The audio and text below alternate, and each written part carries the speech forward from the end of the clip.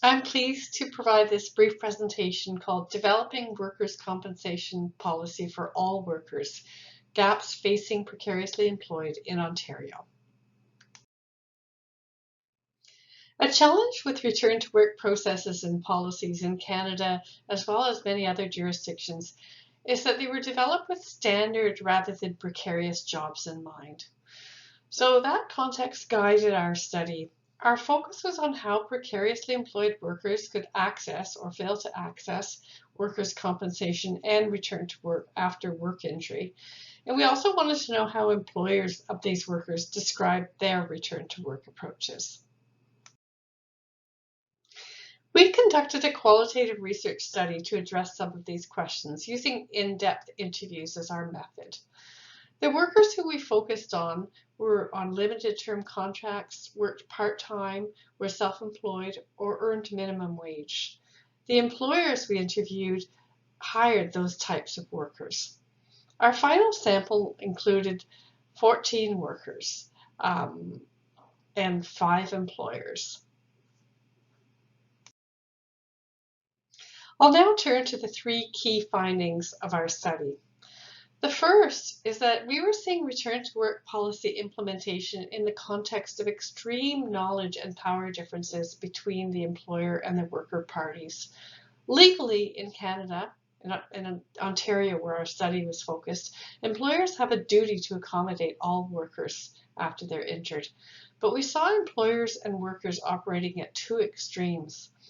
At one extreme, we had employers who hired workers on contract or through temporary work agencies, and they were well-informed and strategic employers. On the other hand, we had the workers who worked on these temporary contracts who were financially insecure, they were impaired because they'd had work injuries, they were inexpert at navigating employment and compensation systems.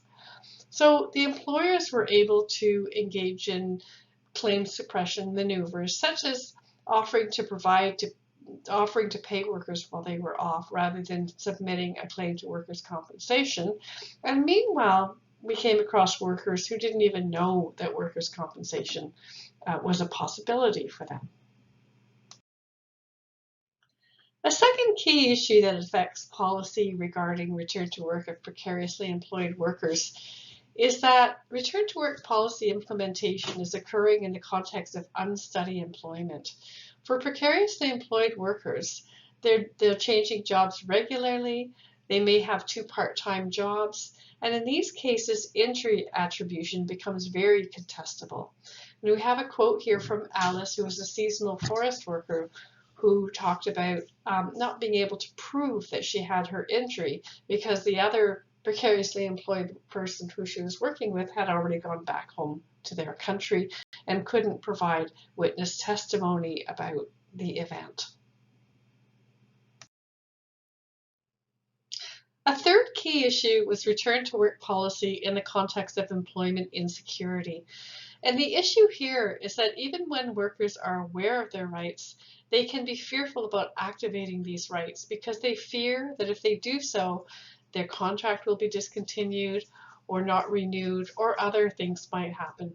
For instance, in this quote from Shannon, who was a temporary agency worker, she worried that they might fire her, that they might give her fewer shifts. And so for those reasons, she decided not to speak up about her injury.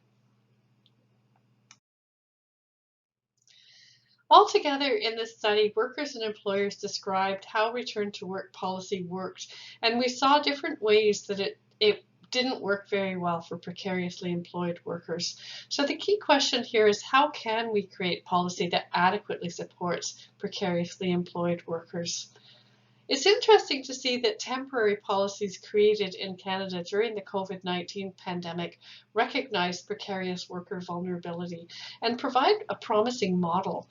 Some of the elements of these policies were non-restrictive eligibility criteria, that workers could apply directly for these supports, and that employers lacked incentive to block access to workers for these supports.